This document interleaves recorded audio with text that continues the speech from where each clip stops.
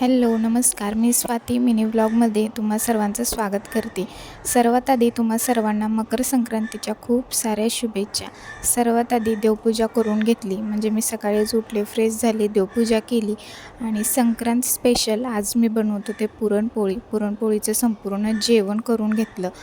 तर लवकरच करायला घेतलं होतं, म्हणजे सकाळी 10 वाजता, कारण की पोळी बनवायची म्हटलं की बराच वेळ लागतो, त्यामुळे 10लाच स्वयंपाक करायला घेतलेला आणि मस्त कटाची आमटी बनवून घेतली। त्यानंतर बघू शकता कशी टम्म अशी फुगलेली पुरणपोळी। स्वयंपाक हे सगळं आवरून घेतला, त्यानंतर किचन बघू शकता कसं झालेलं आहे।